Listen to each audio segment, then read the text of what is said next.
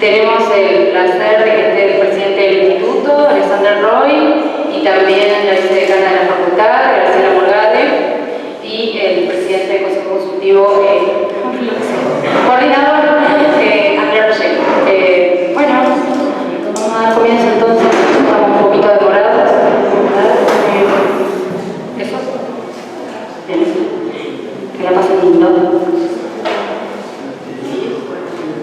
Bueno, hola, buenas tardes. Bueno, en mi propio nombre y también el nombre del decano, Ricardo Maletti, que en este momento está en una reunión de facultades y universidades especializadas en artes, que es su campo de formación y de trabajo de origen.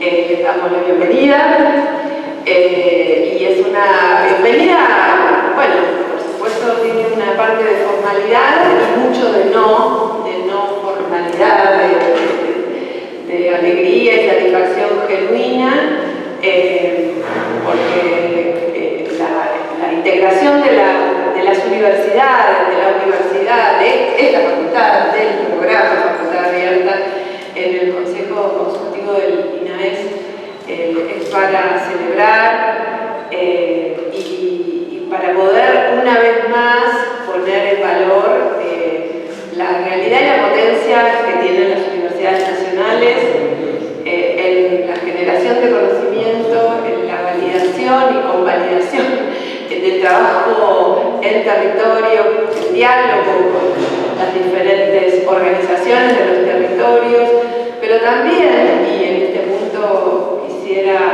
mencionarlo con mucho énfasis, porque la secretaria de Extensión y Bienestar Estudiantil, Ivana Pez, que en este momento está en Olavarría en un congreso, me pidió particularmente que nombrara esta línea de trabajo. Sabemos que en Filo, en esta facultad, hace un tiempo largo ya, participamos de un espacio político que se toma y muy en serio al concepto del trabajo en la universidad como un trabajo integral y el concepto de la integralidad de la práctica universitaria, procurando que lo que parece a veces también un latiguillo, que es las funciones de docencia, investigación y extensión, integren de manera articulada, compensada y equitativa el trabajo en esta facultad. Para decirlo en otras palabras, en los últimos años, en las últimas décadas, está el exdecano Hugo Trinchero, que tuvo una decidida política en esta dirección.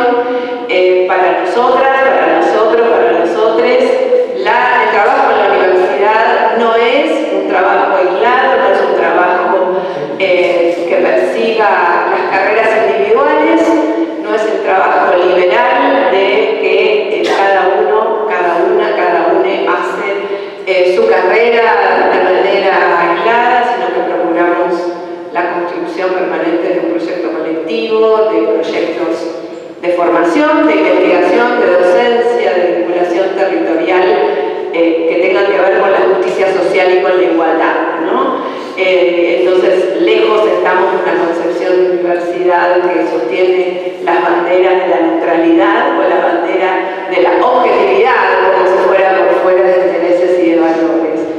Pero también, como colectivo de construcción de esta facultad de hace muchos años, procuramos que en las prácticas cotidianas en nuestra facultad también podamos mantener la regulación de la economía popular, la valoración de las formas colegiadas y cooperativas de organización como parte del trabajo de organización en esta facultad, ¿no? Por eso tenemos a la cacerola, el compañero, no sé por dónde anda, porque estuvimos hablando justo ahora, creo que no está,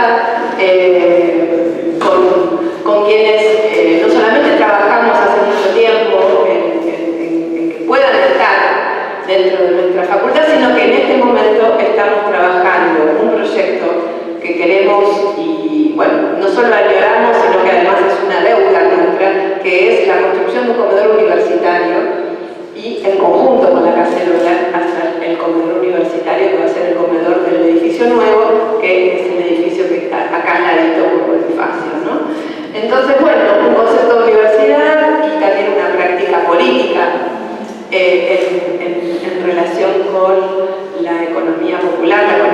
social, las formas organizativas comunitarias, que hacen que nos preguntemos permanentemente hacia dónde esta universidad y esta facultad en particular tiene que ir, ¿no? Así que bueno, por todos esos motivos, digo, no es solo un saludo formal, no es una bienvenida formal, sino al contrario, una celebración y bueno, por supuesto, felicidades a los 20 años, ¿no?, del programa, que más tarde tendrá lugar. Bueno, por mi parte nada más. Gracias.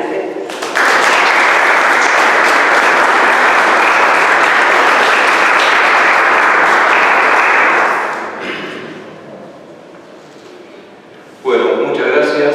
Gracias Graciela, gracias Alex y bueno, todos y todas por venir. Yo creo que se va a ir incorporando más gente de a poquito. Antes de pasarle la palabra a Alex, voy a contar un poco cuál es la estructura de la actividad, etcétera. Después voy a decir algunas otras cosas, pero primero, como para que tengamos más o menos en claro de qué se trata. Yo creo que ya la mayoría igual conoce el programa, pero también la idea, digamos, el concepto, ¿no? El Consejo Consultivo del INAES es un organismo ad honorem, básicamente, pero que tiene un papel, creo que importante en cuanto a dinamizar debates y justamente actuar como un nexo, como una articulación entre el mundo académico, entre las organizaciones y el instituto, que es el instituto específico que tiene el Estado Nacional para el cooperativismo, el mutualismo, y creo que esto, por lo menos desde que fue presidente del INAE Mario Cafiero, y eso se continúa con Alex, hay una mirada mucho más amplia que estrictamente el cooperativismo y el mutualismo formalizado, ¿no? Esto incluye la economía popular, la economía autogestionada, la economía social, solidaria, etc. en general. Hay muchos nombres y definiciones, hay todo un debate teórico y político sobre cómo llamamos a este sector, cuáles son los alcances, etc. No lo vamos a dilucidar en estas jornadas, pero sí lo vamos a incorporar en el debate. Y bueno, en ese sentido es un organismo que interactúa todos estos distintos sectores. Estamos intentando construirlo, fortalecerlo. La pandemia afectó, como a todos, digamos, porque no se puede hacer actividades como esta, por lo menos presenciales. Y bueno, venimos discutiendo una idea de poner en discusión algunas cuestiones que nos parecen estratégicas y que tienen que ver justamente con cómo consideramos y cómo pensamos desde lo económico, lo productivo, y no simplemente desde una idea de asistencia social, de contención, todo este sector que podemos llamar, y lo hemos llamado así, para tratar de contener un poco las diferentes miradas, economía cooperativa, autogestionada y popular. Son distintas definiciones que a veces son contradictorias entre sí, a veces no, pero también son complementarias, y por eso optamos por incluirlos un poco a todas. Siempre la idea, y esto es algo que también hablamos bastante con Alex, además cuando él me ofreció coordinar el consejo, es que las distintas miradas teórico-políticas del campo popular sobre todo este sector estén representadas y no sea un pensamiento académico hegemónico más o menos único que esté, aunque sea nuestro, pero único y prácticamente sin diferencias y sin contener a los demás. Entonces la idea siempre del consejo es ampliarlo en ese sentido, que esas distintas miradas, que no son miradas simplemente políticas o de impresiones o formas de ser, sino que son construcciones también teórico-políticas, son construcciones que tienen un desarrollo histórico, son procesos que hay atrás de cada concepto. Entonces por eso nos parece importante que esa discusión esté presente y que de alguna manera también contribuya a enriquecer y fortalecer la política pública, en particular la de INAES. Esta jornada tiene como idea encarar esa discusión con esta esta mirada y metiéndonos creo que en algo que es el meollo de los grandes debates que hay en la Argentina hoy, ¿no? ¿Qué pasa con ese 40-50% o más de población que no está integrada en el sistema formal laboral y económico? ¿Cuál es el papel que le vamos a dar, que pensamos para todo ese sector, para toda esa economía? ¿Son simplemente pobres? ¿Son marginales? ¿Son indigentes? ¿Informales? ¿O son sujetos que, además de sujetos conscientes, pensantes, que crean realidad todos los días, son sujetos de trabajo, sujetos que trabajan, sujetos sociales, ¿no? que trabajan, que producen, que crean economía, que están organizados, que tienen sus organizaciones, que tienen su visión y que además es absolutamente diverso y heterogéneo? Hay de todo en este mundo, de la economía autogestionada, popular, cooperativa, mutual. Están las viejas y grandes cooperativas y mutuales, están todo el nuevo movimiento de cooperativismo de trabajo que surge de los 90, las empresas recuperadas, está la economía popular organizada en la UTEP y en distintas organizaciones, están también algo que está surgiendo con fuerza, que es las llamadas cooperativas sociales, digamos, hay las cooperativas de cuidado, hay todo un espectro muy amplio, pero que lo podemos definir también como clase trabajadora. Nosotros pensamos que eso es también un eje que tenemos que rescatar y que a veces se pierde en la discusión de las formas organizativas, de las formas económicas, etc. Bueno, desde esa mirada, por lo menos el pequeño equipo que estamos coordinando el Consejo Consultivo, que voy a aprovechar para nombrarlo, que es Magalí, Carlitos Martínez, nuestro viejo compañero con el que empezamos Facultad Abierta, Errol Grillani, también María Inés Fernández Ágare. Bueno, ese pequeño grupito partimos de esa concepción también para pensar por qué convocar estas jornadas y qué poner en discusión. Porque ¿qué es lo que pasa con todo este sector de la economía? Está absolutamente vulgarizado, está en el debate político, inclusive en el debate político de alto nivel, donde se toman las grandes decisiones políticas. Hay un pensamiento quizá muy básico sobre todo esto. Planes sí, planes no, convertir los planes en empleo, y como si eso fuera fácil, que hacemos, bueno, que vengan las empresas y tomen a los que tienen planes, y que las empresas lo van a hacer, además, bueno, todas esas cosas, hay, por lo menos desde mi mirada, hay un pensamiento muy básico, que es básico porque además la coyuntura política corre muy rápido y muchas veces los dirigentes políticos están como obligados a decir lo que venga, digamos, para salir del paso y tomar decisiones que a veces son improvisadas, etc. Y me parece que lo que está representado en este Consejo, y que además creo que representa también el propio INAE como organismo, tiene mucho más que decir sobre todo esto. Esa es un poco la idea de la jornada, por eso las convocamos. Surgió a partir de que, recurrentemente se habla de esto, de qué hacer con los planes. Desde la derecha es muy fácil, ¿no? La estigmatización, el prejuicio, pero desde el campo popular a veces también se comparte esa mirada, o a veces también se piensa, que hay que hacerlo trabajar, hay cosas como si no trabajar, ¿no? Y hay cosas muy simples, muy vulgarizadas, muy mediatizadas, y la mirada que hay desde sectores académicos que investigan, que trabajan este tema, desde las propias organizaciones que lo tienen pensado, que lo discuten todos los días, desde la propia política pública donde nos ocupamos del tema, digamos, hay mucho más que decir y debatir, discutir y poner en cuestión, en valor el debate público. No sé si lo vamos a conseguir, pero bueno, ese es un poco el intento, la idea de esta jornada. A su vez, aprovechamos un poco la volada que volvemos a hacer algo en la facultad. Yo particularmente hacía algún tiempo que no tenía una actividad presencial acá en el edificio de Juan, y dijimos, al mismo tiempo Facultad Abierta, que es nuestro programa de base,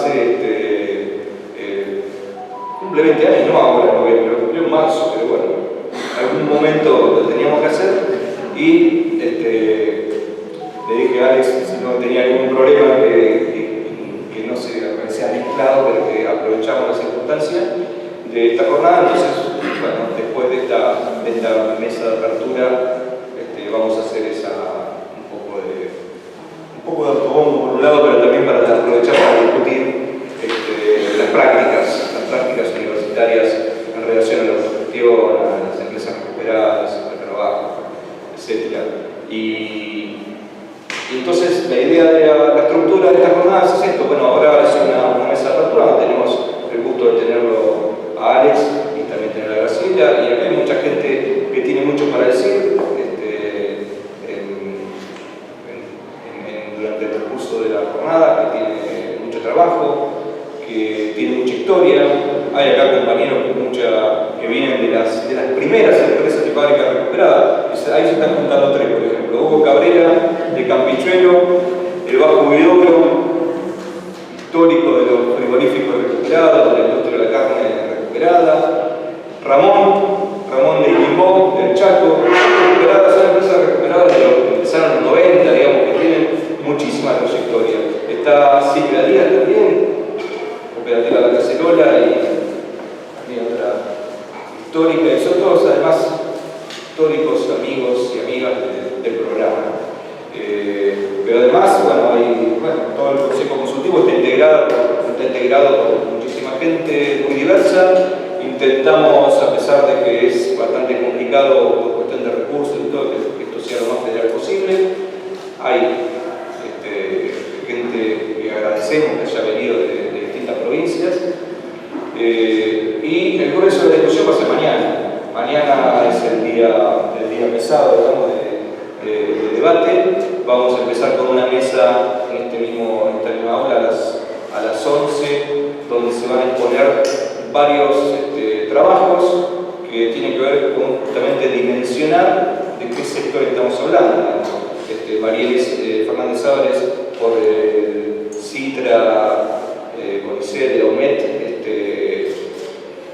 va a contarnos los números que han ido sacando sobre justamente las dimensiones de los sectores de la economía popular. Está invitado el MENATEP también, que es el registro, que Alex tuvo mucho que ver en que eso exista. Es el registro de trabajadores de la economía popular, está el Ministerio de Desarrollo Social. Va a estar Susana Gilse, que ahora desde el observatorio tiene una sigla bastante larga, que no me acuerdo, pero es algo así como de políticas públicas de la economía social y solidaria de la Universidad General Sarmiento. También hizo un trabajo bastante similar al del equipo de María Inés, y eso nos parece importante porque es esto que decía, no se habla de los pobres, los informales, la economía popular, etc. Y no sabemos exactamente, no tenemos claro de qué estamos hablando en su peso real y específico en la economía y la sociedad. Qué tipo de sectores son, cuáles son, qué hacen, qué no hacen, etc. Y también vamos a incorporar los números y la mirada sobre el cooperativismo y el mutualismo. Ahí Adrián Roxe, que es otro compañero que trabaja con nosotros en el INAES, que es economista, trabajó sobre los números de las cooperativas mutuales, de todo tipo de cooperativas mutuales, y va a hacer una lectura, digamos, justamente del peso que tienen en la economía de la sociedad el cooperativismo y el mutualismo. Y por último, Javier Antivero, que es coordinador de Facultad Abierta, nos va a actualizar los datos y las informaciones que tenemos sobre las empresas recuperadas, que es lo que venimos haciendo hace casi 20 años. Y después de eso, además del debate que se genere, vamos a tener las comisiones de trabajo, que las organizamos en 4 comisiones, que son muy amplias, pero como para que distintas áreas temáticas estén incluidas, donde yo creo que el tiempo que vamos a tener, vamos a arrancar una discusión. Una discusión que tampoco es que vamos a empezar nosotros, o sea, es una discusión que viene de largo, pero sí vamos a intentar, digamos, que este organismo discuta esto, genere materiales, aporte a esta discusión, y las dividimos en 4 comisiones: una de producción y comercialización, una de políticas públicas y legislación, otra de financiamiento y otra de economías regionales. Seguramente nos queda un montón de temas afuera, tenemos que transversal, obviamente a todo eso, a cuestiones de género, de cuidado, hay cosas que el trabajo en general, digamos, desde esta mirada atraviesan todos esos cuatro temas, o esas cuatro temas son simplemente, digamos, formas de organizar la discusión. Y después haremos una punta en común, y bueno, todo eso intentaremos después de grabar, generar algún material para proseguir en el futuro con el debate. Esa es la idea general de las jornadas. Esperemos que responda a las expectativas que nosotros mismos nos hemos creado. No sé cuántas expectativas hemos creado en el resto, pero sí creo que nosotros nos creamos expectativas de que va a salir algo muy interesante y productivo y que puede aportar al debate de cómo pensamos y cómo encaramos esto y qué podemos aportar desde esta conjunción entre INAES, universidad pública, organizaciones, en dar una mirada, un humilde aporte sobre una cuestión que es fundamental para el futuro de la Argentina y creo que en realidad es una discusión que atraviesa el mundo entero en esta etapa del capitalismo, vamos a decirlo claramente, ¿no? Es una etapa donde hay un ataque sistemático al trabajo, a las conquistas del movimiento obrero, a las conquistas de la clase trabajadora, a nivel de vida de la población en general, y esto no es ajeno a esa situación. Y bueno, ahora voy a invitar a Alexander Roy, que dé unas opiniones sobre esto y habla de esta forma de la jornada.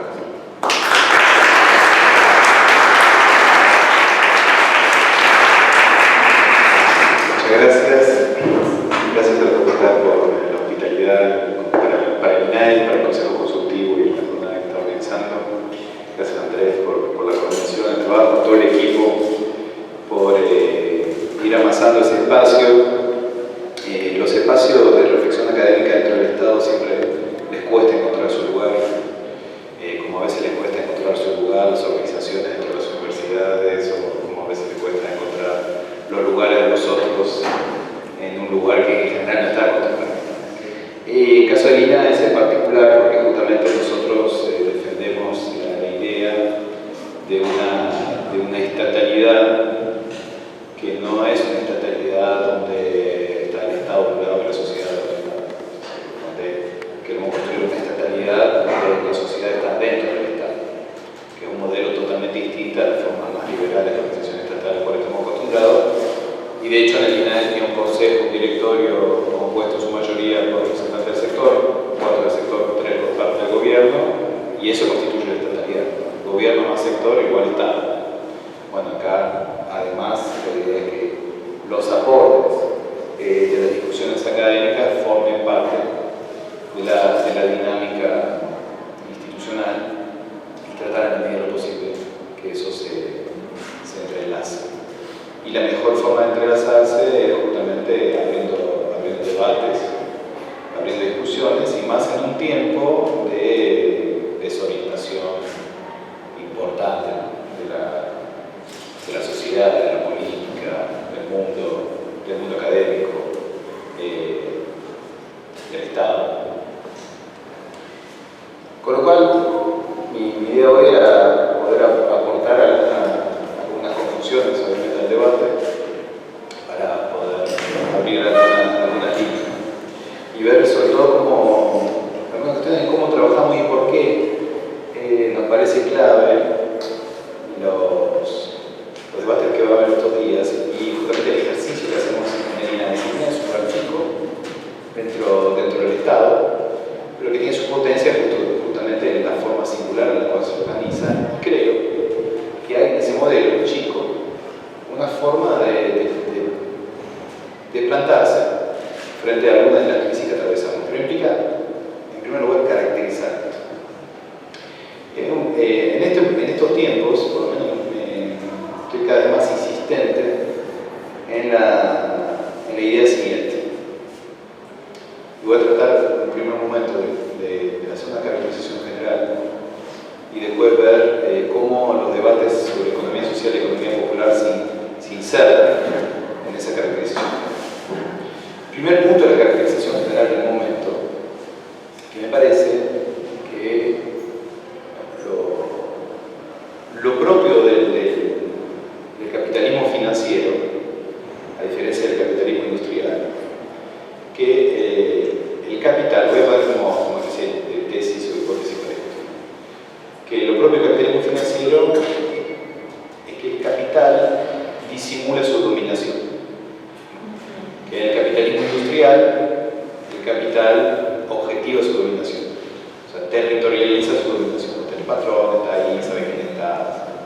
En el capitalismo financiero, a medida que vamos avanzando, el capital disimula, pone mediaciones. Nosotros decimos que se vuelve abstracto, pero no es que se vuelve abstracto, se vuelve simulante. Porque después es concreto, se suspende la actividad de la pandemia, resulta que no hay acumulación de capital, entonces resulta que el trabajo de la producción sigue estando en el centro de la acumulación. Entonces había una relación entre capital y trabajo, lo que pasa es que estaba disimulando. Ese es un primer punto. Ahora, lo que pasó con neoliberalismo, si entendemos por neoliberalismo una forma específica de gobierno vinculada al capitalismo financiero, una forma específica de gobierno, que el neoliberalismo se ha dedicado, al mismo tiempo que disimulaba la dominación del capital, se dedicó a disimular la violencia social. Inclusive diría a negar la violencia social, o podemos decir a ocultar la violencia social. Esa cosa fóbica que tiene el neoliberalismo con el conflicto. Y ahora creo que está pasando algo particular, que sigue disimulada la dominación del capital, pero se está desocultando la violencia.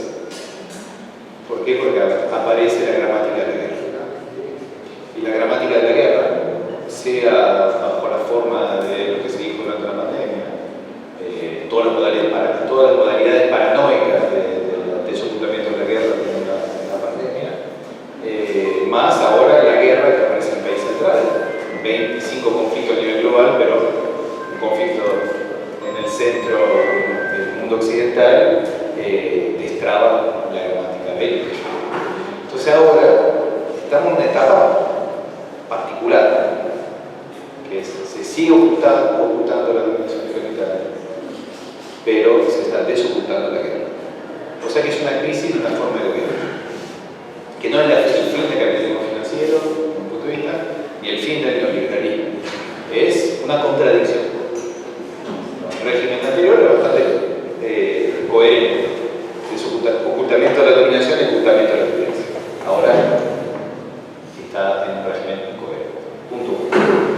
Punto 2. Frente a eso, la política, si entendemos la política como la continuidad de la guerra por otros medios, tiene un gran problema ahora. Es que la política no logra sublimar la violencia que había ocultado. O sea, lo que llamamos tan cotidianamente la crisis de la representación es justamente la imposibilidad por parte de la clase política de sublimar la violencia. O sea, de llevar la guerra por otros medios. Y eso es una crisis que ocurre en todo el mundo, que ocurre en nuestro país y que es una de las hipótesis para explicar el auge, digamos, de las fuerzas más fascistoides, en el sentido, si entendemos por fascistoides, aquellas fuerzas que se conectan directamente con el sentimiento odioso que produce el sinsentido de la vida social. O sea, hay algo que produce odio porque esto no tiene sentido, y hay alguien que no importa lo que dice, pero que lo dice de tal manera, con un cuerpo enojado, que hace sentido una experiencia común del odio frente al sinsentido del capital. Sinsentido todavía hoy más fuerte cuando tenés ese doble movimiento de ocultamiento de la dominación y desocultamiento de la guerra. Entonces eso nos da un mapa muy complejo. ¿Por qué? Porque justamente no es solamente una crisis de un régimen en el cual la violencia social es estable, ¿no? En que se muestra algo que está en la misma línea, sino que la violencia va increyendo. ¿Por qué la violencia va increyendo? Bueno, porque una de las consecuencias del capitalismo financiero, cuando uno dice ¿qué es lo propio del capitalismo financiero? Que se gana guita en la finanza y no en la producción, no en la industria. Significa que hay capital que se retira del proceso productivo. Cuando se retira el capital del proceso productivo, empieza a pasar que no solamente se achican los márgenes de ganancia en el mundo industrial, que es lo que está pasando en algunos sectores, sino que además se achica el excedente, obviamente, que puede disfrutar el trabajo. O sea, que baja el valor del trabajo. Es como, a mí es una forma clave de poder explicar que el financiarización de capital viene de la mano de crisis del valor del trabajo. Y ahí es donde vemos un proceso que en el caso de la Argentina, obviamente que se inicia en los años 70, con el proceso de financiarización económica, se consolida en los 90, pero ingresando en el mundo del trabajo a través de la desocupación masiva de los años 90, que viene a poner sobre la mesa los límites del capital en su capacidad, deseo, voluntad de organizar la vida social. Y eso para mí es un punto clave, porque finalmente, cuando ustedes ven el auge de la desocupación masiva, significa básicamente que el capital no organiza ese trabajo. Achica los espacios de organización del trabajo. O sea, achica el mundo del empleo. Por eso hay un desempleo. Achicar el mundo del empleo significa que hay cada vez menos trabajadores que están organizados por el capital o por el Estado. De hecho, tenemos la misma cantidad de trabajadores en el sector privado que en los años 70 que hoy, 6,5 millones más o menos. En el kirchnerismo se recuperó un poquito lo que se había perdido en el 2000, pero se recuperó, nada más, no se compensó. Hoy en día, un dato importante, hoy en día la capacidad de creación de empleo del sector privado con viento macroeconómico a favor son 200.000 al año, con mucho viento macroeconómico a favor, cosa que no está pasando hoy. Y el IFE, que fue el gran objetivador de todos los trabajadores que no están en relación de dependencia, fueron 11 millones de personas. Los 11 millones de personas divididos por 200.000 son 55 años, sin crecimiento de la población. Problema que además la gente se reproduce y hay 300.000 personas que ingresan al mercado laboral por año. O sea que todos los años además hay 100.000 más que no van a ser organizados por el trabajo, perdón, no van a ser organizados por el empleo. O sea, no van a ser organizados por la relación de dependencia con el capital. O sea, que la cartografía que nos pone sobre la mesa eso es una cartografía totalmente contraria a los imaginarios nacionales hoy, que son imaginarios que suponen que la economía popular es un fenómeno transitorio, que va a ser absorbido por un empleo y por la creación del trabajo en el mundo industrial. Esa es la gran fantasía desarrollista de este país. Y frente a esa fantasía desarrollista hay otra fantasía, que es la fantasía de que esos 11 millones de personas se van a convertir en emprendedores. Entonces estamos atrapados entre dos imaginarios improductivos.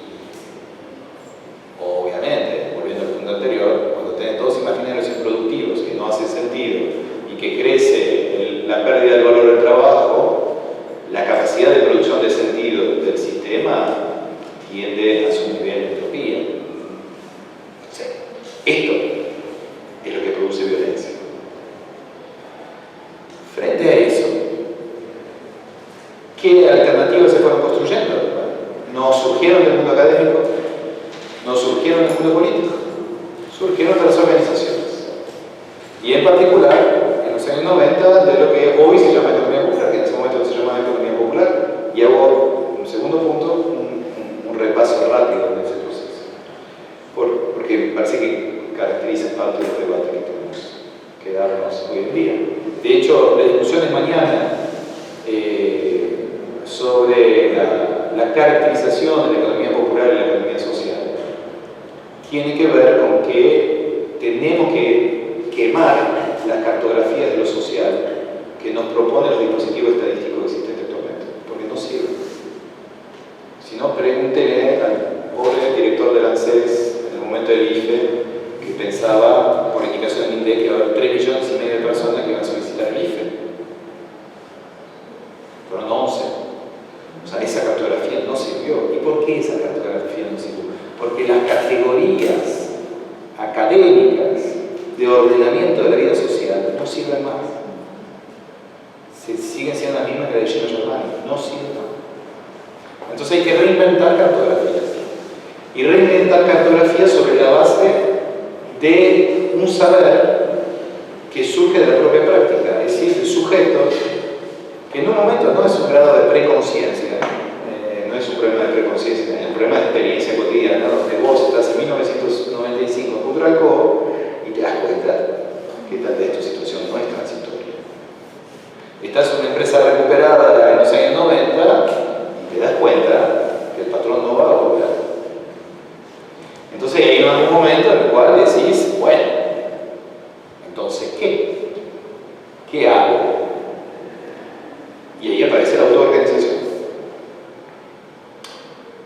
Digo aparece porque hay un proceso muy interesante en Argentina.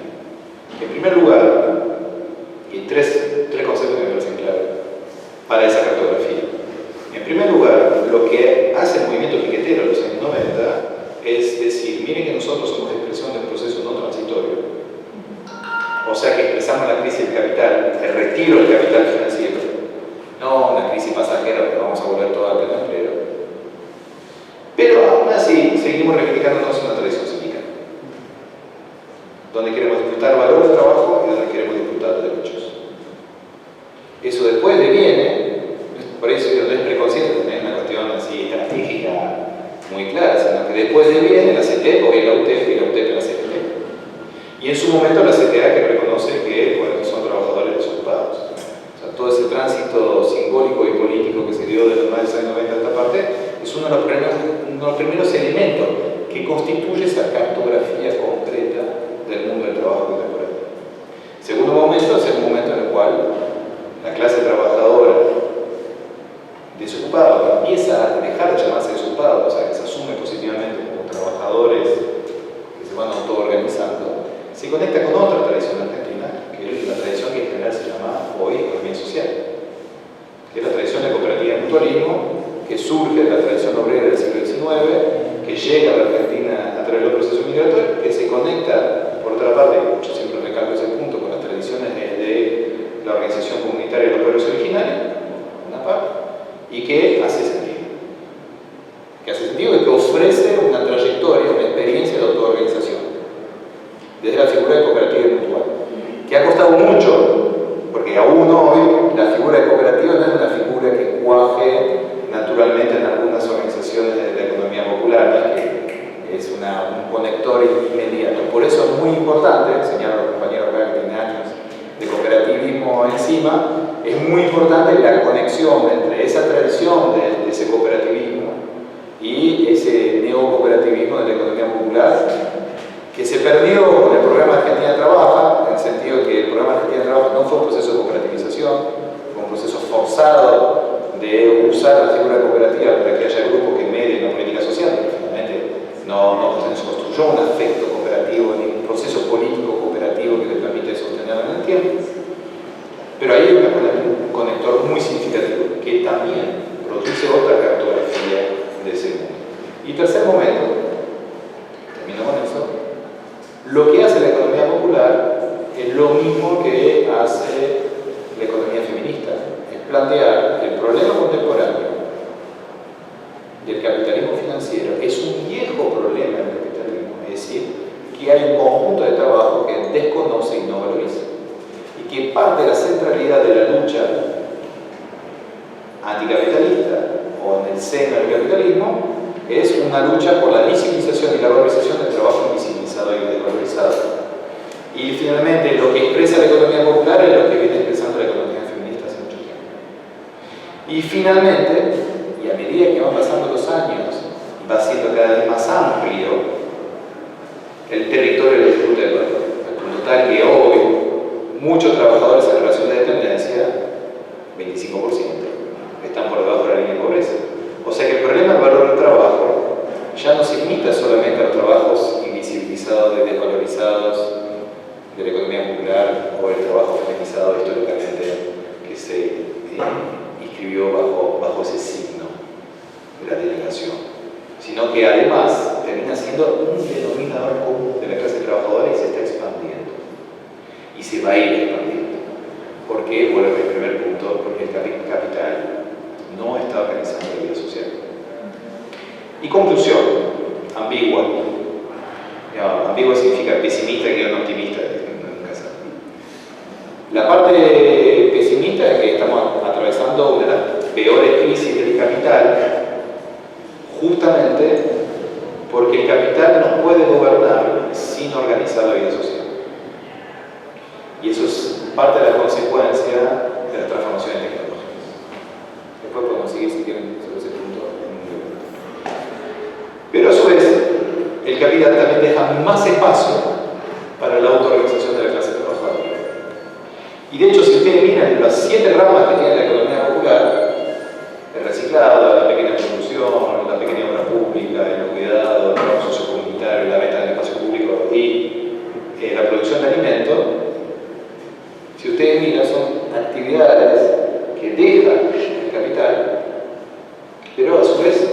deja también que nosotros lo tomemos y lo organicemos, cada vez más. Y algunas de esas actividades, de hecho, por ejemplo, en el sector textil, empieza a tener más remuneración un trabajador en una cooperativa que un trabajador en una relación de dependencia por convenio. ¿Por qué? Porque la forma de distribución del excedente permite elevar los sueldos. Hay algunos sectores que es así y otros que no, hay que seguir disputando. Y ahí voy a la cuestión del salario social complementario, ese debate horrible que se dio en la sociedad, en la cual la sociedad piensa que el problema es el valor del trabajo. Después de todo lo que acabamos de decir, se focaliza exclusivamente en 1.200.000 personas. Hay 22 millones de argentinos y argentinas en edad de trabajar. Todo Argentina, salvo el 10%, tiene que trabajar para vivir. Con lo cual, 22 millones de personas que tienen que trabajar, de esos, apenas 5% recibe un plan. O sea, no es un problema central. Pero además, ese plan, que es un salario social complementario, es justamente una forma de disputar desde el Estado un proceso de valorización. Y eso es gran parte del desafío que nosotros tenemos en adelante. ¿Qué instituciones creamos para organizar la vida social y productiva que el capital va a dejar de organizar, pero además valorar ese trabajo que el capital no organiza y no valora? Pesimismo del abandono, optimismo de la autogestión.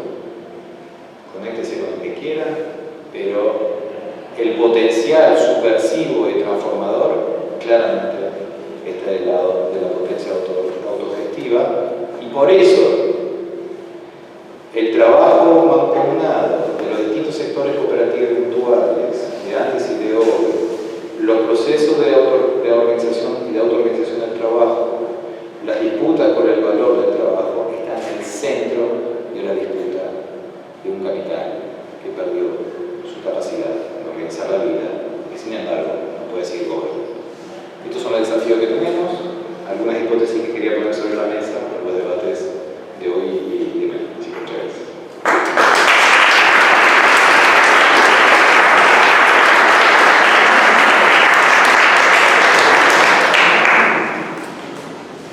Bueno, muchas gracias, Alex. Creo que fue un aporte interesante, ¿no?, para la discusión.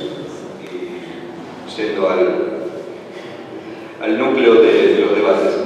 Tenemos un rato antes de la siguiente actividad, podemos abrir un poco a las opiniones, a aportes, preguntas, más que nada a ello. Lo que hice fue más una descripción de la actividad, pero quiero meterme un poquito en esta discusión, este debate, porque creo que hace a lo que tenemos que discutir, ¿no?, a lo que tenemos que debatir.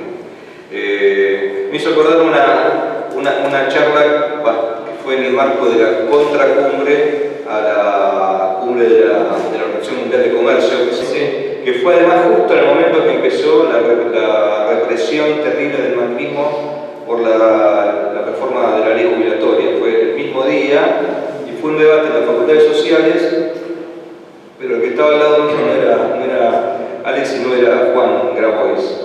Y después anda circulando un video que pasan los fachos por la televisión donde está Grabois y estoy yo al lado para pegar a Grabois, porque en ese momento dijo una frase con poco cuidado, no tuvo la terminología precisa de Alex, sino que dijo: nosotros vamos a disputar en la guita cuando nos movilizamos. Bueno, lo dijo de una manera que estaba diciendo justamente esto: cuando las organizaciones sociales, los movimientos, la UTEP, etc., se movilizan, cortan las rutas o van a disputar el salario social complementario, los llamados planes, el salario social complementario en ese momento, lo que están haciendo no es movilizándose por una perspectiva de un cambio revolucionario, etc., sino que están disputando recursos directamente, pero lo digamos de forma un poquito más llana. Recortaron eso y lo usan para escracharlo, etc., como hacen siempre, digamos. Y yo parezco ahí de rebote porque estaba justo al lado, pero la discusión que estamos dando era esta misma,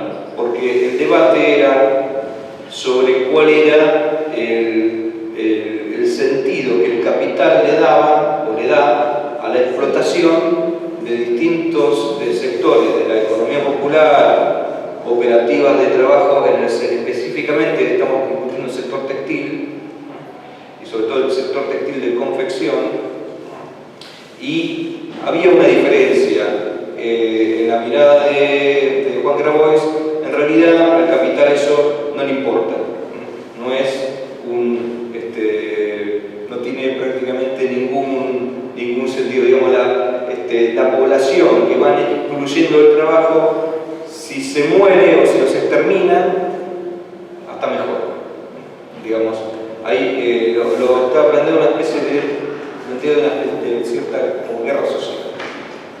Yo difería con eso, y difiero, porque en realidad creo, para sumar a lo que plantea Alex, cuáles son las formas actuales de acumulación del capital, que la forma de acumulación financiera del capital es una forma predominante y que tiene todos esos efectos, pero que la forma de acumulación, digamos, tradicional, por la explotación del trabajo, sigue existiendo y sigue estando en la base de cómo funciona el sistema capitalista.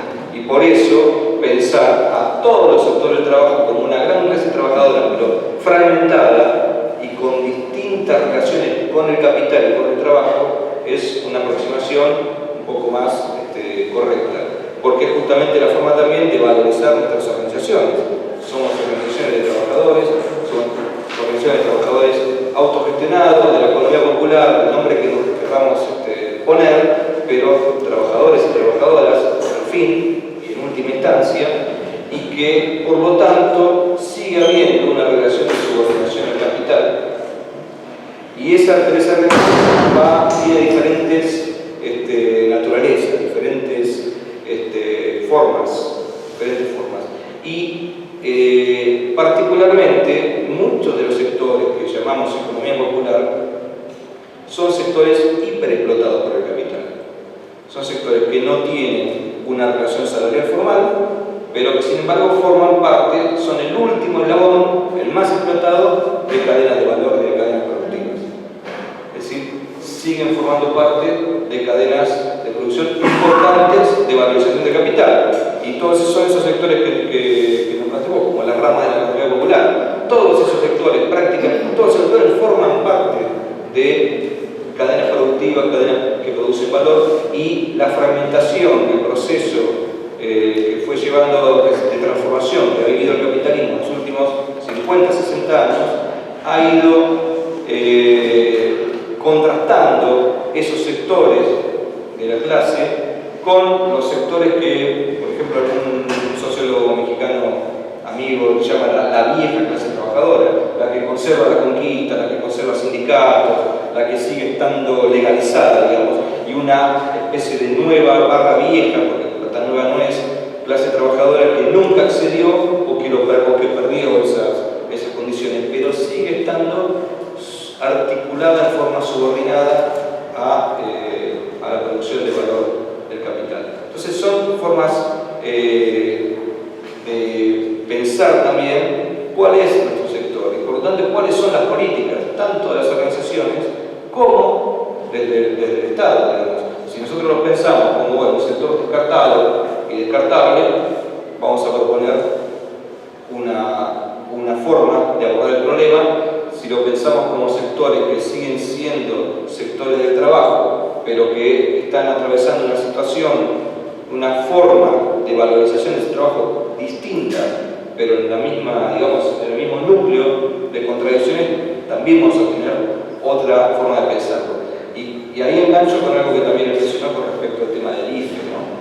Yo creo que el IFE fue muy revelador, lo que pasó con el IFE, y porque justamente mostró eso, las categorías de análisis con las que se hacen las estadísticas y con las que se piensa la política y la política pública, estaban erradas, estaban atrasadas, no podían ver que había una cantidad enorme de la población que estaba atravesado por este tipo de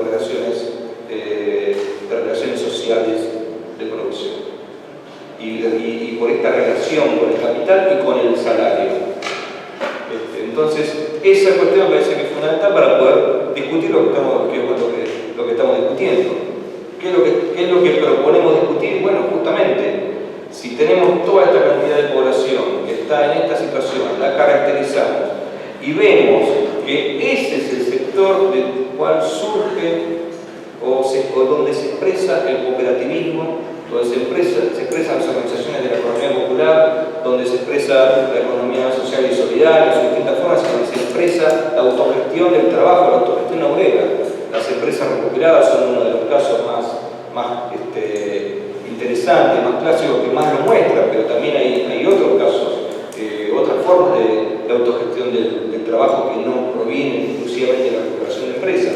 La recuperación de empresas es un fenómeno que obviamente nosotros trabajamos y priorizamos desde hace mucho tiempo, nosotros digo, nuestro equipo particularmente, porque mostró claramente todas estas cosas. La empresa recuperada es un elemento que muestra claramente todas estas contradicciones. Los trabajadores y las trabajadoras de empresas recuperadas siguen haciendo lo mismo que hacían antes, pero dejaron de cobrar el salario a través del capital, se lo tienen que formar a través de la autogestión. A su vez, no son reconocidas por el Estado como organizaciones laborales, perdieron sus derechos laborales, luchan para recuperarlos, no consiguen todavía hacerlo ver todo, pero en realidad es un recorte, una muestra de un problema mucho más amplio y mucho más general. Hay muchísimos más trabajadores y trabajadoras de la autogestión que los de las empresas recuperadas, y generalmente incluso tienen menos elementos para defenderse que los de las empresas recuperadas, que por lo menos han logrado conservar su antigua fábrica mal destruida, en disputa jurídica, con un montón de contras y peros, pero lo que no tienen ni siquiera es eso. Tienen que generar el capital, la capacidad de inversión, la forma de apropiarse de maquinaria, de construirse ese trabajo, digamos, hacer el gran trabajo también de la economía popular. Entonces, si nunca vemos este problema, ¿cómo lo vamos a plantear? Que es también que todo este sector tiene capacidad de ser una alternativa de una lógica económica que construya una sociedad y una economía distinta a la del capital. No lo vamos a poder pensar nunca porque ni siquiera podemos verlo. Y creo que ahí está también uno del aporte que hace también la intervención de Alex, esta mirada, y creo que eso es lo que buscamos en esta jornada, digamos, ¿no? Empezar a ser visible, no sé, empezar por ahí demasiado pretencioso, hace mucho que se empezó a ser visible, pero sí, bueno, hacer nuestro aporte de este espacio a esa visibilización, a tener un diagnóstico, una lectura, poder debatir entre los que provenimos del mundo académico, pero interactuamos y trabajamos hace mucho tiempo con todo este sector, no nos consideramos unos académicos puros, y también los propios compañeros y compañeras de las organizaciones, y en un ámbito que pertenece al Estado, a la política pública, que es tanto el INAE como la universidad. Entonces, esa es un poco la intervención que voy a hacer, y acá. No, cortita una pregunta. Pensando en las 7 ramas y en particular la economía del cuidado y el cuidado como tarea, me gustaría saber tu visión frente al complejísimo problema de la ausencia de instituciones de educación infantil. Las organizaciones y diferentes formas organizativas que se hacen cargo de la educación infantil, estoy hablando de la primera infancia, la tensión con el sistema educativo y la tensión con los sindicatos docentes.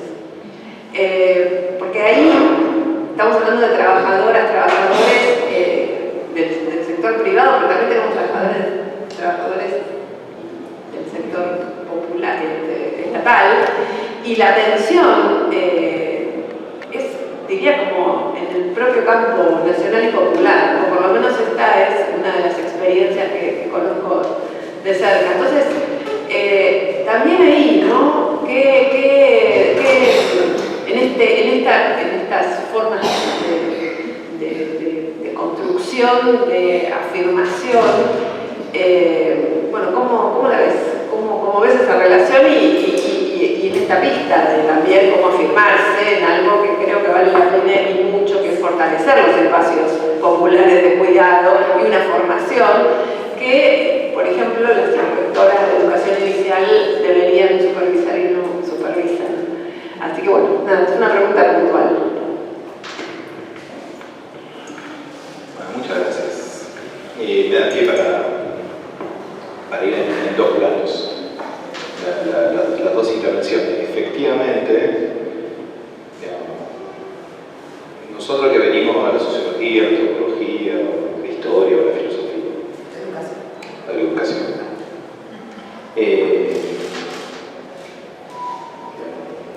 casi que la primera clase es todo está escrito en una relación social. Entonces, y si no hay relación, nosotros nos quedamos sin laburo. Tiene que haber una relación. Pero no es que tiene que haber una relación por una cuestión moral, sino porque si hay algo que construye las ciencias sociales, que es la relación. En todo caso, si no la ves, buscala. Entonces, siempre es un problema cuando se piensa una situación sin relación. Y ese fue el problema del concepto de masa marginal, en la forma en la cual se leyó en los años 60, en el debate entre Cardoso y Benú. De ahí viene la idea de hay dos formas, digamos, de vincularse en ese mundo popular periurbano que no está captado por el proceso industrial, cosa que es una realidad latinoamericana de siempre, que en Argentina es una realidad más nueva, porque acá fue un Fordismo periférico fuerte, donde el capital organizó gran parte de las relaciones laborales y el resto no. Pero acá me parece que ese punto, justamente la clave es preguntarse siempre cuál es la relación que se establece con el capital, qué función, tomando todo el recado del concepto de función, qué función tiene el trabajador en el punto de vista del capital. Y me parece que hoy podemos, por lo menos, establecer que el obrero, la obrera, tiene tres cuerpos. Tres cuerpos que se van componiendo y en los cuales los obreros circulan. Uno es el famoso cuerpo encerrado del capitalismo industrial, sigue ahí. Sigue estando la fábrica, el taller, la escuela, la cárcel. Dos, ese lo tenemos claro. Le diría, en nuestras aulas le enseñamos a los pibes que básicamente la dominación del sistema, la sociedad disciplinaria en los cuerpos encerrados. Lo que todavía no hemos incorporado es el cuerpo endeudado, que es otra forma de captación de valor. Ahora, la tasa de interés que pagan los sectores populares son 250, 300%. Triplican o cuadruplican las tasas de interés más bajas de los sectores medios y los sectores altos. Entonces, ahí hay una captación de plusvalía que no hay un solo trabajador de los sectores populares que escape de una relación financiera con el capital. O sea, por lo menos cumple una función, que se trae endeudado. Además de entrar en la cadena de valor de su propio proceso de trabajo, pero cuando vos pagás la deuda, lo pagás con tu laburo, lo pagás con otro dinero. Es un dinero que sube. O en algunos casos, dinero que proviene del Estado y que es reciclado hacia el sector financiero. Entonces, es un segundo cuerpo. Y un tercer cuerpo, que es el cuerpo que está dominado por esto. Hay un tipo que se llama Stigler, que me gusta mucho, que desarrolla el concepto de órgano exosomático. La idea de un órgano afuera del cuerpo, entonces los mecanismos de dominación pasan por ese órgano que está afuera del cuerpo, que es en la sociedad del programa. ¿Sí? Entonces hay tres cuerpos, y son tres formas de captación de plusvalía en el capitalismo contemporáneo, y que aparte plantea un problema político, porque la identificación de la dominación financiera ya es complejo, la identificación de un celular que te compraste, del cual vos entras, y además le provees vos de todos los flujos que necesitas para valorizarse financieramente, es todavía más complejo, ¿no? Porque el grado de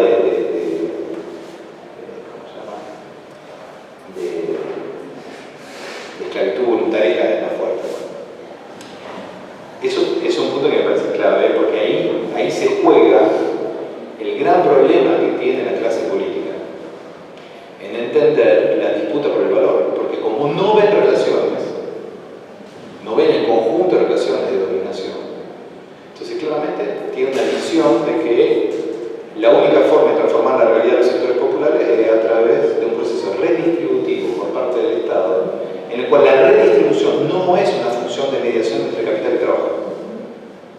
O sea que es el Estado que le da el excedente a los trabajadores, pero no como mediación con el capital. O sea, no como el Estado que dice, relación al capital está disimulada, pero está. Con lo cual yo capto el excedente, se lo devuelvo a los trabajadores a través del proceso redistributivo, pero no porque lo estoy asistiendo, porque estoy devolviendo algo que el capital sacó. Y eso tiene que ver con un problema fundamental de que la relación son relaciones de endeudamiento. El tejido de relación son relaciones de endeudamiento reconocido todo. ¿Por qué voy sobre ese punto? Porque ahí me parece donde hay una otra crisis que ocurre al mismo tiempo que la crisis del concepto de derecho en la sociedad contemporánea.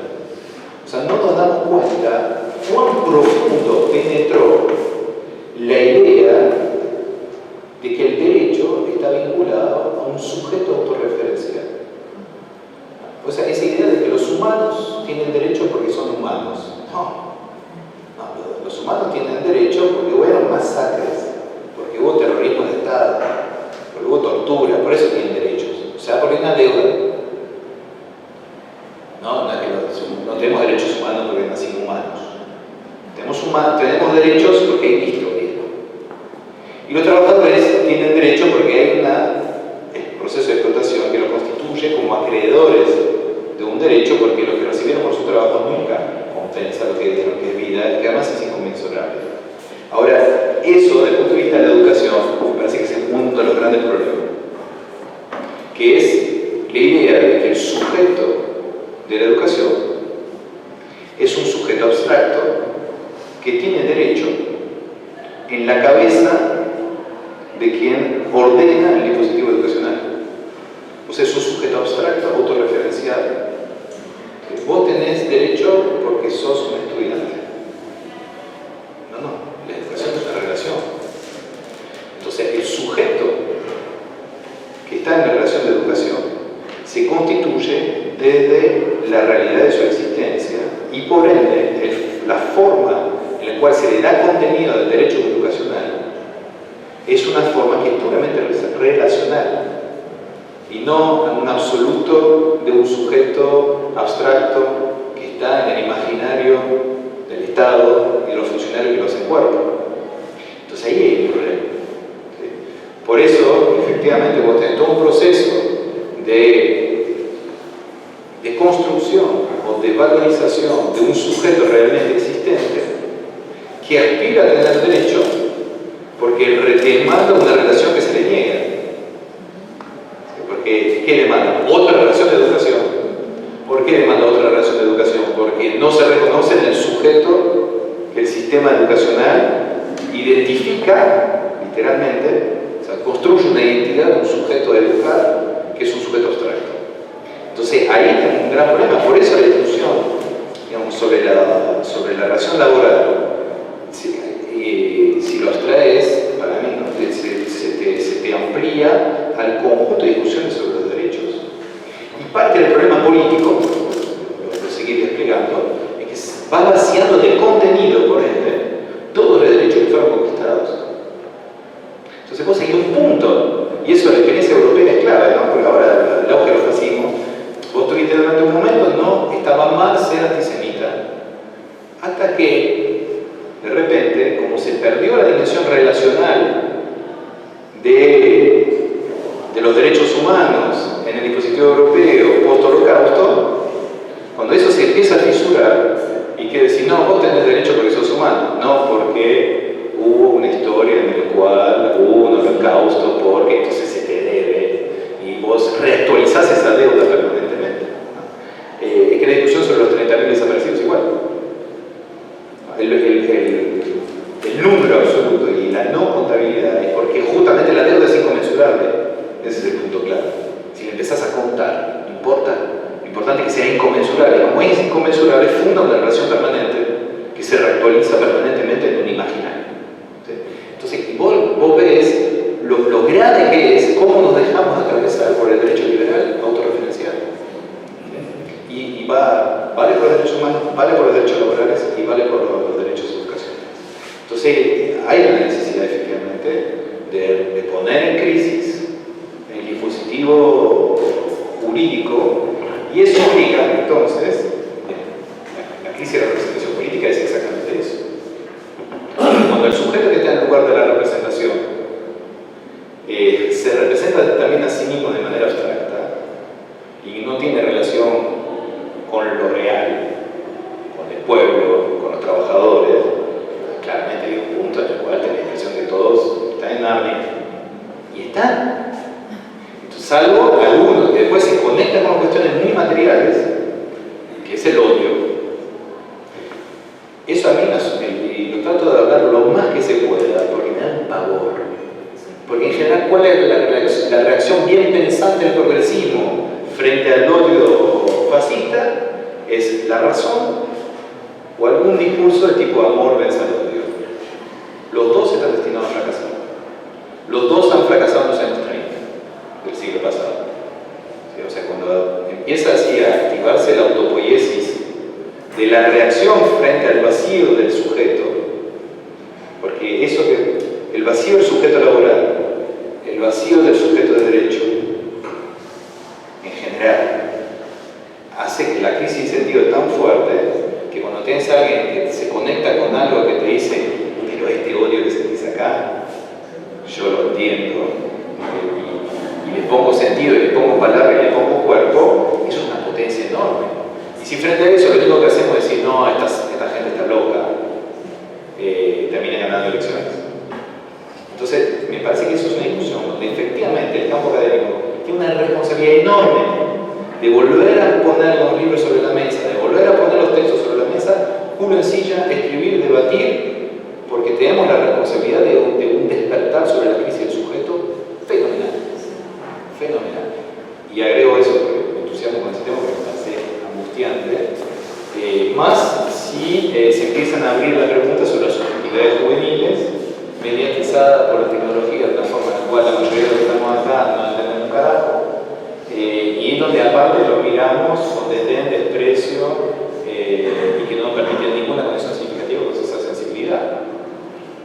Y ejemplo, el otro día escuché la conferencia de Bifo en CCK, así para polemizar con Bifo, un segundo, antes de que disculpa, pero cuando dice los jóvenes que están deprimidos porque no tienen deseo, cagamos políticamente.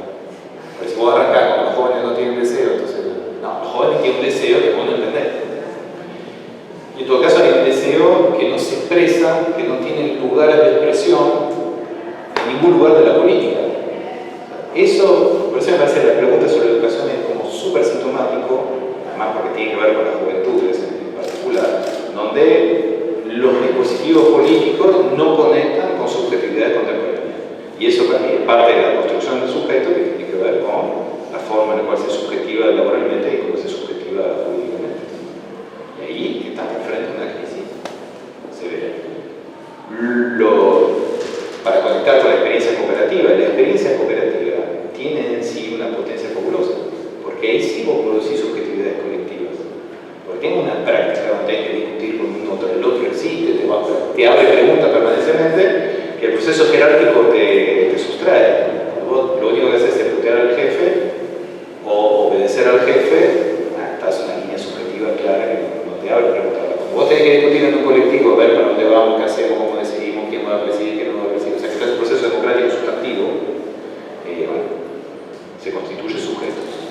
O sea que las cooperativas mutuales son espacios de constitución subjetiva que son clave en el contexto no de desubjetivación, de vaciamiento del contenido del sujeto occidental tradicional, que el sujeto protofascista o no sé qué sabe captar, sabe conectar. Entonces, tiene mucha responsabilidad de mañana para discutir esa cosa.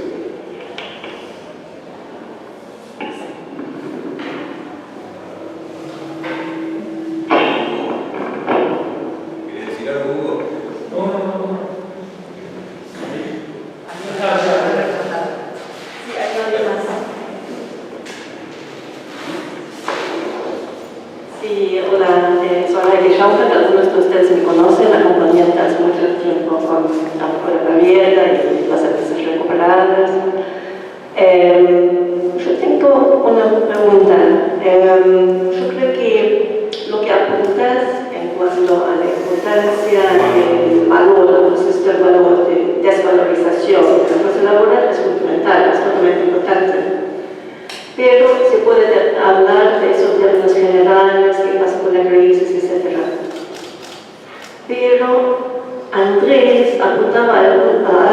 muy puntual, muy importante, y es que las empresas autogestionadas tienen que generar capital. ¿Y de dónde generan el capital? Las autogestionadas, más que quizás las cooperativas tradicionales, atravesaron un proceso de apropiación de los medios de producción y de generar un proceso de socialización de los medios de producción. O sea, se contrapone a una cuestión jerárquica, porque quizás en las antiguas cooperativas reproducían esas jerarquías como para generar capital. Porque ¿cómo bajo el capitalismo se genera capital? Sino a través de la explotación de la fuerza laboral. Y es ahí donde está la contradicción fundamental. Y ahí donde hay que preguntar, ya que los trabajadores tomaron medidas concretas ante esa crisis, ¿qué hace el Estado como para generar algunas avenidas para habilitar a estos trabajadores de generar capital o utilizar capital o apoyar a los procesos de socialización de la producción para que estos esfuerzos, las cooperativas autogestionadas, los programas de los desocupados, etc., no sean una reproducción de la desvalorización del trabajo, sino un freno a eso mismo.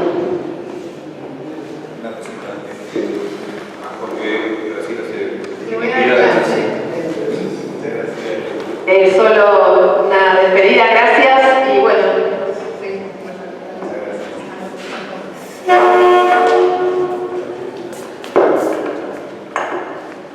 Ahí me parece que por un lado el capital es trabajo acumulado, la diferencia entre un proceso autogestivo y otro proceso tiene que ver con la apropiación del trabajo acumulado, que eso sí define la explotación. Y eso no se inscribe solamente en el plano de la unidad productiva, sino que se inscribe en las cadenas de captación de tu valor en las cuales está inscrita la actividad. Entonces ahí hay dos cuestiones. Primero, la manera en la cual se inscribe, cómo se distribuye el valor de ese proceso. Eso es característico, digamos, para mí ahí en general el falso debate sobre si la cooperativa está dentro del capitalismo o no está dentro, digamos, de flujos de circulación de capital. Ahora el problema que tiene que ver cómo participamos sobre la disputa sobre el excedente. Y en el caso de Argentina es un problema todavía más grande porque el excedente circula de dos formas esencialmente, bajo forma fiscal o bajo forma crediticia. Bajo forma fiscal hay redistribución,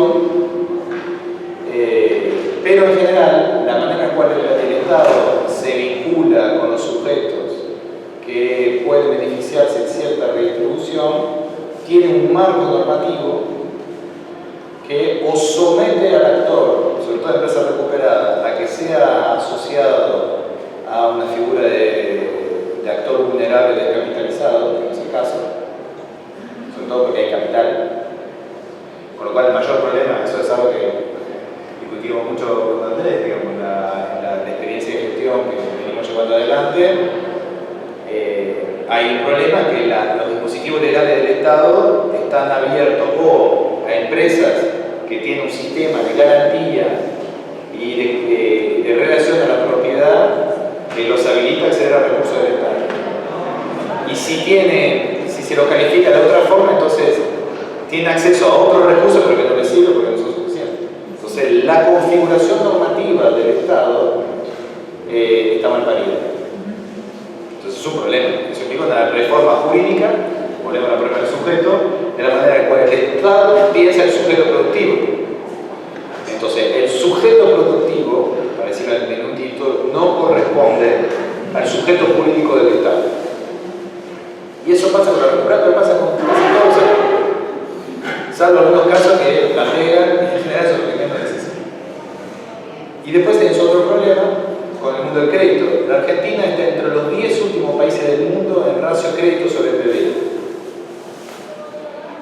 del continente resuelve el acceso al crédito, de hecho, gracias al sistema cooperativo, en gran medida.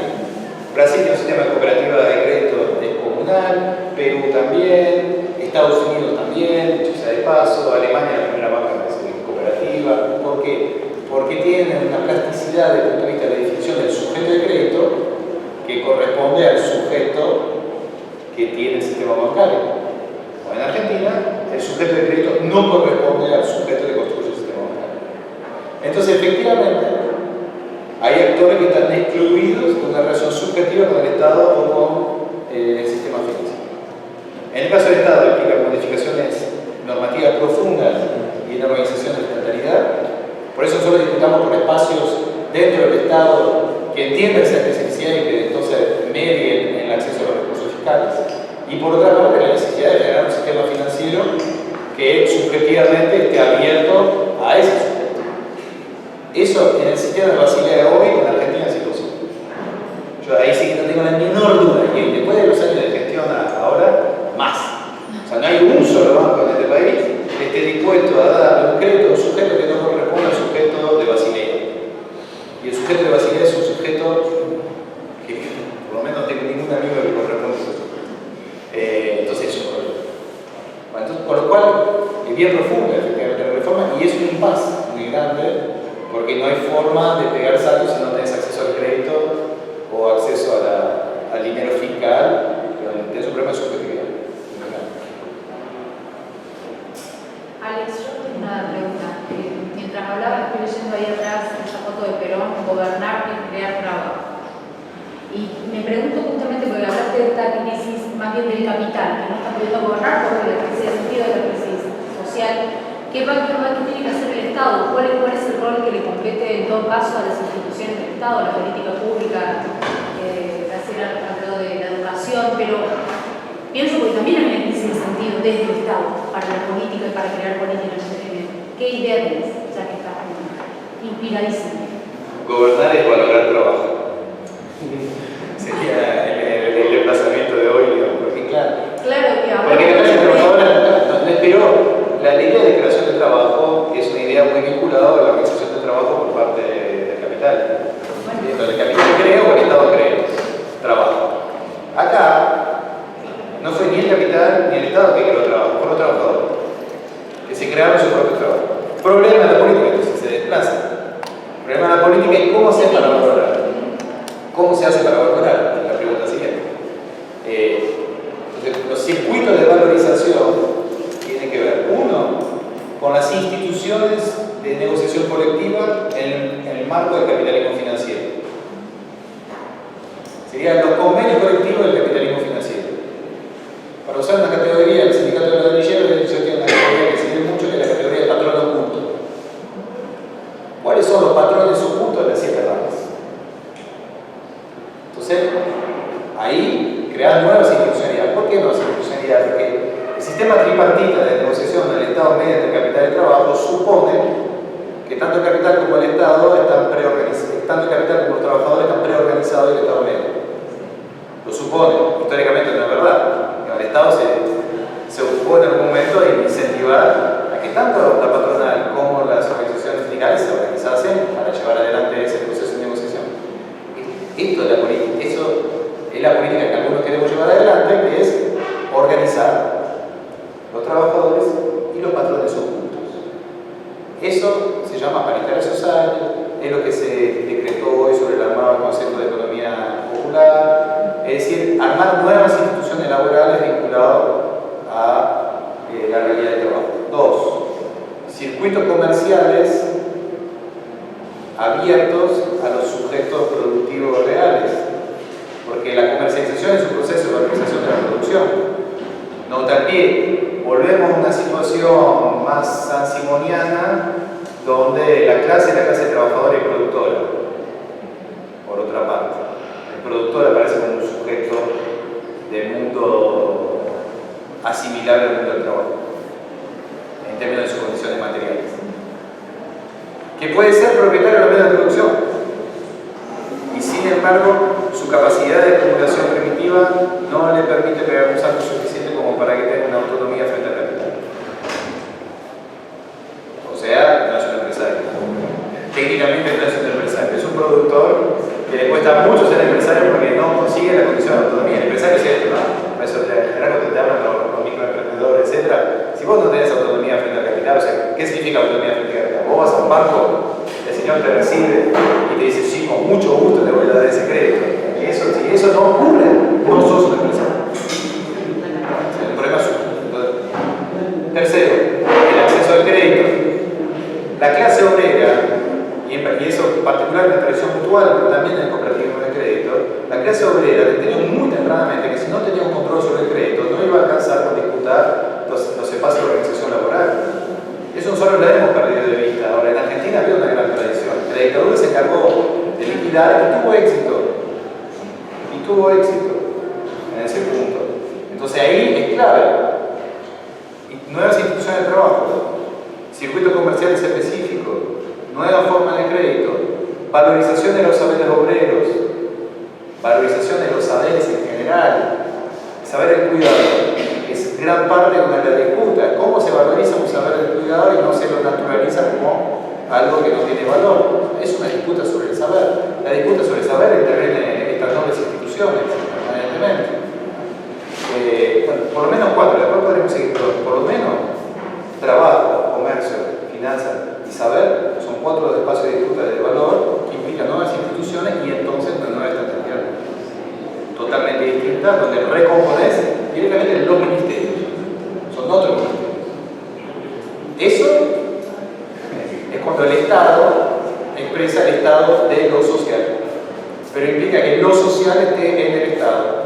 Con lo cual, todo lo que nos dicen de la zaraza de los 2 lados del mostrador, porque es una zaraza teórica importante, o sea, de la idea de que está el Estado, es profesional, es autónomo y supuestamente neutro, la misma discusión que tenemos en el mundo académico sobre lo que dijo nuestra vicedecana de la objetividad en el mundo académico. Es lo mismo, ¿no? El político debería estar en un lugar de neutralidad absoluta al punto tal que no debería beneficiar a nadie que lo votó, porque es clientelismo. O sea, realmente hemos entrado en un punto de discusión de una pobreza intelectual, o sea, no política, intelectual, y eso en el campo académico no lo podemos permitir. Yo realmente, cuando hay alguien que viene con un planteo de no poder distribuir recursos porque tenés una relación clientelar, wow.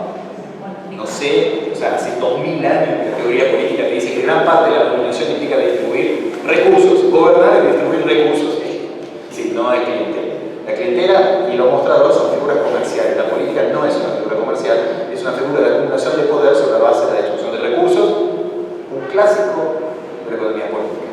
Y eso tenemos que empezar a rechazarlo así, abruptamente, violentamente, porque si no, efectivamente, ese empobrecimiento nos va a llevar a la incapacidad de la acción de la política sobre la realidad material, ¿no? Entonces, todo eso son distintos componentes de la crisis de la representación política, que se come el verso de su inacción. O sea, la clase política se armó un entramado discursivo y conceptual que lo lleva a la impotencia.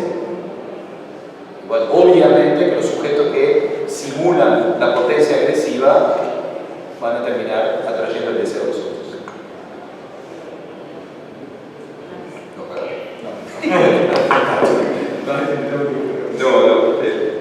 Bueno, podemos seguir discutiendo muchas cosas, retomar un poco también la pregunta o el planteo de Jaime, ¿no? Del tema de la generación de capital por los trabajadores, digamos, ¿no? Que es el gran problema de la mayoría de nuestras organizaciones, etcétera. Bueno, ¿cómo valorizamos cómo el trabajo se autovaloriza, genera capital, que es algo que cuando Marx no escribió casi nada de las cooperativas, ¿no? Entonces miles de páginas escribió, habrá escrito 3 páginas sobre las cooperativas, pero dijo claramente que en las cooperativas estaba abolida la relación capital-trabajo, pero a su vez eso estaba mediado, ¿no? por el sistema de circulación del capitalismo y por lo tanto estaba ese patrón oculto, aunque no usa esa palabra, ¿no? Entonces hay discusiones centrales con esto y hay una tercera cuestión con el tema de la forma de acumulación que se nos fue rondando, pero es lo que Harry llama la acumulación por disposición, ¿no? Que no es otra cosa que la actualización permanente de la vieja acumulación originaria, es decir, además de la ocultación del trabajo, de la acumulación malversación financiera y todas estas otras mediaciones, hay robo directo, digamos, ¿no? Hay saqueo, etcétera, y eso es cada vez más actualizado. Ese es el otro contexto que tenemos. Pero bueno, tenemos para discutir todo mañana y bueno, yo le quiero agradecer a Alex, ¿no? Particularmente, que convirtió una apertura en una discusión, ¿no? Creo que de alto vuelo. Generalmente las aperturas de las jornadas, los actos son medio formales, viene un funcionario, da un saludo, dice alguna cosa, no sabe muy bien de qué estamos discutiendo y se va, ¿no? No fue así. Y está bueno que no haya sido así, y no esperaba que fuera así tampoco. Así que creo que tenemos un nivel alto de